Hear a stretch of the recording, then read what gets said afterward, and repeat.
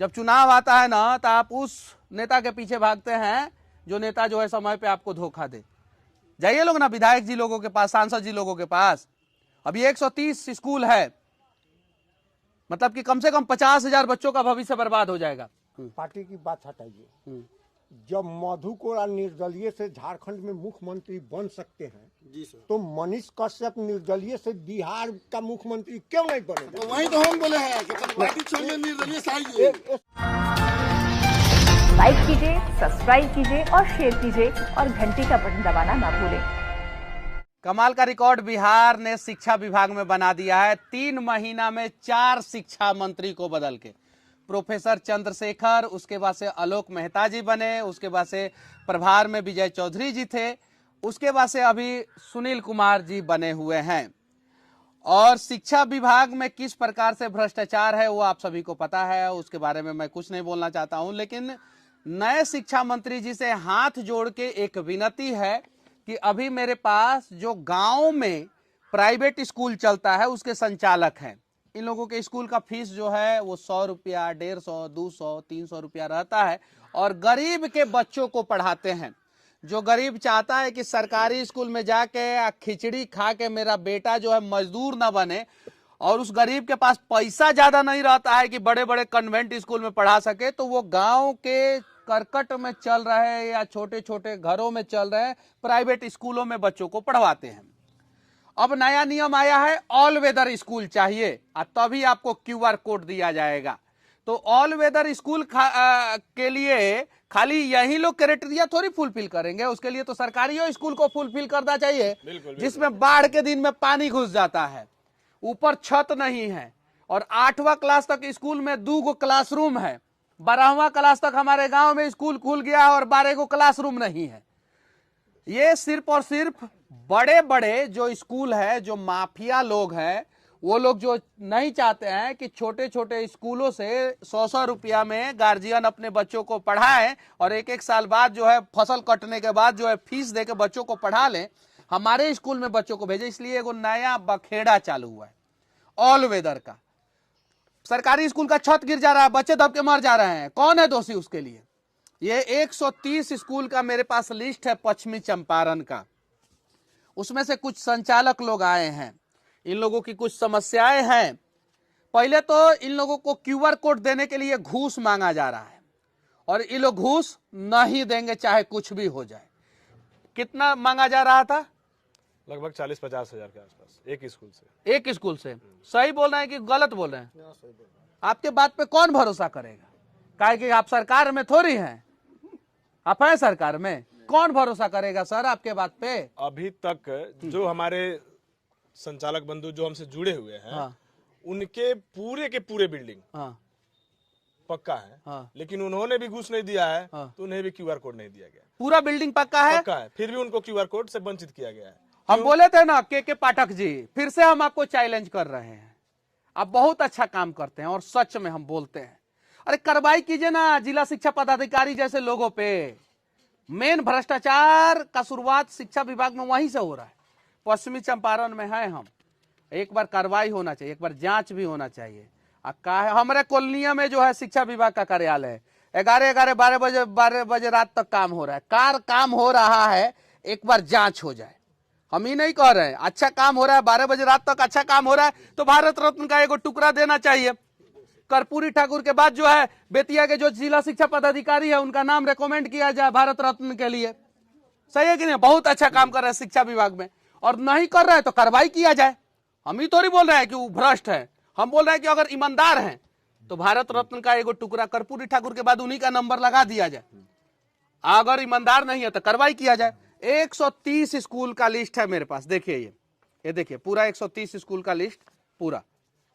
इसमें से बहुत सारे लोग नहीं आए हैं, लगभग मझौलिया के ही हम लोग मिले हैं, लगभग मझौलिया के ही स्कूल के संचालक, क्योंकि कल रात में बातचीत हुआ था। अब कमाल की बात यह है कि मार्च 18 तारीख हो गया, जैसे अप्रैल आएगा गार्जियन आएंगे, टीसी दीजिए, और इन लोगों के पास QR कोड नहीं है, टीसी नहीं दे पाएंगे, बच्चा का भविष्य बर्बाद हो जाएगा। एगो बच्चा नवोदय स्कूल में पास हो गया था, आपके स्कूल का ना, दीजिए तो क्या हुआ था? मेरे स्कूल का नाम अनन्या पब्लिक स्कूल है। इसके पिछले साल एक लड़की दीक्षा कुमारी शाहबाजवा की नवोदय में पास हो गई थी। उसमें काउंटर साइन कराने के लिए टीसी पर सिग्नेचर भी हो गया था और हम लोग को पता नहीं था कि QR क्या होता है, ना कोई किसी तरह से हम लोग को कहा गया था। ऐसे तो मैं जानता हूँ कि सरकारी स्कूल भी केवल U- कोड पर चलता है। हम लोग को सरकार के द्वारा 2 ठो कोड मुहैया कराया गया था, जिसको U- कहते हैं और एक ठो WCMEAG। तो इस तरह से हम लोग यही जानते थे। लेकिन जब लड़की गई हम लोग काउंटर साइन कराने, तो उस पर DO साहब ने सिग्नेचर कर दिया। लड़की को पूरा डॉक्यूमेंट्स जो है भेज दिया गया नवोदय में, जवाहर नवोदय विद्यालय में। लेकिन जब लड़की को ले जाया गया तो वहाँ से पता चला कि नहीं, आप लड़की को वापस ले जाइए, क्योंकि DO साहब के द्वारा जो है आपकी लड़की का सिलेक्शन जो है निरस्त कर दिया गया है। तो फिर गार्जियन चलाया। DO साहब, ईमानदार DO साहब, चलिए मोदी जी से हम फोन करके बोलते हैं कि आपको जो है एगो पद्म विभूषण तो कम से कम दे दें। उस बच्ची की क्या गलती थी? वो एगो विधायक की बच्ची होती तो आप लोग साइन कर दिए होते, एगो सांसद की बच्ची होती तो साइन कर दिए होते, एगो गरीब की बच्ची थी। और ये सब नामाजवा उठाते हैं तो खराब लग जाता है, और खराब लग जाता है तो हमको जेल में डालवा दिया जाता है, यही सब ना। लेकिन आप लोग भी गलती करते हैं, अभी हंस रहे हैं। जब चुनाव आता है ना तो आप उस नेता के पीछे भागते हैं जो नेता जो है समय पे आपको धोखा दे। जाइए लोग ना विधायक जी लोगों के पास, सांसद जी लोगों के पास। अभी 130 स्कूल है, मतलब कि कम से कम 50,000 बच्चों का भविष्य बर्बाद हो जाएगा। कम से कम 130 स्कूल में कम से कम मिनिमम 50,000 बच्चों का भविष्य बर्बाद हो जाएगा। अगर 500 एवरेज पकड़ा जाए, 400 एवरेज पकड़ा जाए, 300 भी एवरेज पकड़ा जाए, 50,000 बच्चों का भविष्य बर्बाद हो जाएगा। 50,000 बच्चों का भविष्य क्यों बर्बाद होगा भाई? आज जो नियम लगाना है, आज से इंप्लीमेंट करना है, उसकी शुरुआत 3 साल पहले से कीजिए कि हम 3 साल बाद हम ये तुमसे ढूंढेंगे और किसी भी हाल में ढूंढेंगे। आज रात में करते हैं और अगले दिन से ढूंढना शुरू कर देते हैं और बच्चों का भविष्य बर्बाद हो जाता है। और हर साल बिहार में कम से कम मजदूर के कम से कम 5 लाख बच्चों का भविष्य बर्बाद होता है। वो चाहे सर्टिफिकेट में अनियमितता हो, नाम गड़बड़ हो, सरकारी स्कूल का रजिस्ट्रेशन गड़बड़ हो, या वित्त रहित कॉलेज में बर्बाद हुआ, यूनिवर्सिटी में बर्बाद हुआ, या प्राइवेट स्कूल में इस प्रकार से बर्बाद हो। 5 लाख बच्चों का। क्या बोल रहे हैं? अभी सत्र की समाप्ति है। हाँ। और जिन विद्यालयों को QR कोड नहीं मिला, हाँ। उस विद्यालय के 8वां पास बच्चे 9th में एडमिशन के लिए जाएंगे। हाँ। तो वहाँ सर्टिफिकेट के जब मान्यता नहीं रहेगी तो वे बच्चे क्या होंगे? कल होकर के आतंकवादी बनेंगे। तो विनती है कि ये 130 ही स्कूल नहीं, बिहार में जितने भी प्राइवेट स्कूल हैं उन सारे प्राइवेट स्कूल का जो है QR कोड का मान्यता दिया जाए, वरना हर एक सरकारी स्कूल के लिए भी कैटेगरी तय किया जाए, और अगर सरकारी स्कूल उस कैटेगरी को फुलफिल नहीं कर रहा है तो उसकी भी मान्यता रद्द की जाए। मैं कंटिन्यू 2 साल से, हाँ, 2 फरवरी 2022 को रजनीकांत प्रवीण जिला शिक्षा पदाधिकारी के रूप में बेतिया पहुंचे। हाँ, उस दिन से उसी के बाद से गड़बड़ी है ये सब। उस दिन से लेकर के आज तक हाँ। मैं उनके दफ्तर का चक्कर लगाता हूँ। ये 130 विद्यालय जो मेरे फोन कॉल का इंतजार करते हैं कि क्या सही डिसीजन मिल रहा है, क्योंकि ये लोग ईमानदार हैं और ईमानदारी से अपने विद्यालय में कम शुल्क में निर्धन बच्चों को शिक्षा दे रहे हैं, जिनके आय बहुत ही कम है। तो मान लीजिए मेरे पास संपत्ति है, मैं अपना बिल्डिंग बेहतर बना ले रहा हूँ, तो मैं भी तो उसके हिसाब से पेमेंट लूंगा, तो फिर गरीब के बच्चे तो पढ़ नहीं पाएंगे।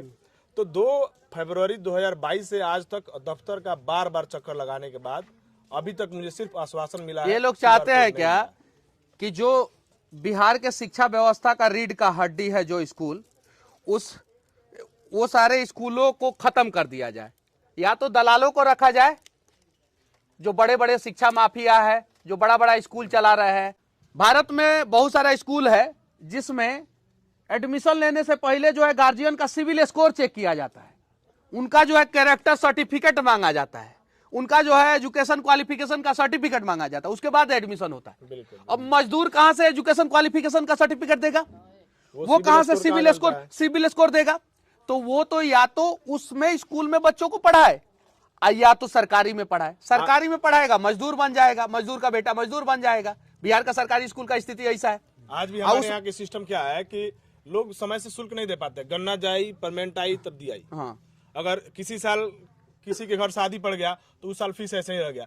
तो हम लोग इंफ्रास्ट्रक्चर सुधार करने के लिए इन गरीब के बच्चों को पढ़ा रहे हैं, तो कहाँ से हम लूट रहे हैं? ना उनके जैसे लूट रहे हैं, ना उस तरह की व्यवस्था हम कर पाएंगे। तो बस हमें यही विनती है कि जिन विद्यालयों को पहले से WC कोड प्राप्त है उन्हें कुछ जिन विद्यालय को पहले सरकार नहीं बोला कि बच्चों को पढ़ाइए, सरकार नहीं बोला है, हम ऑलरेडी सरकार नहीं बोला है। हाँ, हम लोग ऑलरेडी जिन विद्यालयों को WC कोड प्राप्त था 22 से पहले तक, और जैसे ने गवर्नमेंट ने अलाउ किया है ई संबंधन पोर्टल, जो तीसरा हम लोगों को QR कोड लेना है। 2 चीज तो हम लोग ले चुके हैं, WC कोड और डायस कोड। तीसरा जो है नहीं मिला है, वो है ई संबंधन पोर्टल पे ऑनलाइन QR कोड। तो पहले से QR कोड नहीं, WC कोड जिन विद्यालयों को मिल चुका था वो RTE के तहत निःशुल्क बच्चों को पढ़ा रहे हैं, ये सत्य है। लेकिन 2 साल से नहीं पढ़ा रहे हैं। तो चलिए ठीक है, हम लोग प्रयास करेंगे, हम पे भरोसा है, बिल्कुल है। तो हमारा साथ दीजिए। चुनाव है तो चुनावी बात हम भी कर सकते हैं। हाँ भाई, मोदी जी करते हैं कि नहीं चुनावी बात? करते हैं ना? राहुल गांधी करते हैं कि नहीं करते? हमारे मन तो हम भी चुनावी बात कर रहे हैं कि अगर आप लोगों का काम इस वीडियो से हो जाए तो साथ दीजिए, इस वीडियो से नहीं हो पाए तो भी साथ दीजिए। हम सदन में पहुंचने के बाद मनीष कश्यप वादा करता है कि आप लोगों के लिए आवाज पहला ही सत्र में उठाएगा, चाहे कुछ भी हो जाए, पहला ही सत्र में उठाएगा। भरोसा है तो ठीक है, नहीं भरोसा है तो जिस पे भरोसा है उसके साथ जाइए। चुनाव है तो चुनावी बात तो हम भी करेंगे, ये चीजें है। ये चुनाव में हम तो आए खुल के, अब कितना खुल के आए, तो एकदम पार्टी से ही वोट दीजिएगा तो जाइए पार्टी के पास। सुनिए 1 मिनट, हम बता रहे हैं, 1 मिनट, 2 मिनट नहीं, पहले 1 मिनट। पार्टी से अगर हम आएंगे, हम आपकी बात नहीं करेंगे, फिर पार्टी का बात करेंगे। 1 मिनट हमसे सुन लीजिए, फिर आपका बात क्या करेंगे? पार्टी बोलेगा इस मुद्दे पे बोलना है मनीष कश्यप, तो उसी मुद्दे पे बोलेंगे, हम इस मुद्दे पे नहीं बोलेंगे। और अगर आप भेजिएगा तो हम आपके मुद्दे पे बोलेंगे और किसी भी पार्टी से लड़ जाएंगे। तो आप निर्दलीय आइए या अपना पार्टी बनाइए, उसमें हम आपका योगदान करेंगे। बोलिए। चलिए ठीक है, देखते हैं। आप अपना एक पार्टी क्रिएट कीजिए तब। चलिए ठीक है, देखते हैं। तिरवा लेवल पर ही अपना एक पार्टी के नाम रखिए और उसमें जो योगदान हो, जैसे हो, हम आपके साथ साथ घूमने के लिए चलिए। तैयार हैं। बोलिए। ठीक है, लेकिन जब चुनाव में आना है तो आइए। एकदम आएंगे, एकदम आएंगे। इसलिए हम पूछे कि अभी मतलब क्लियर नहीं है कि हाँ, क्लियर है हमारा सब। निर्दलीय क्लियर है ना? हाँ क्लियर है। निर्दलीय आइए। पार्टी की बात हटाइए। जब मधु कोड़ा निर्दलीय से झारखंड में मुख्यमंत्री बन सकते हैं, जी सर, तो मनीष कश्यप निर्दलीय से बिहार का मुख्यमंत्री क्यों नहीं बनेगा? तो वही तो हम बोले हैं कि पार्टी छोड़िए, निर्दलीय से आइए। ये संविधान का नियम है। जी जी।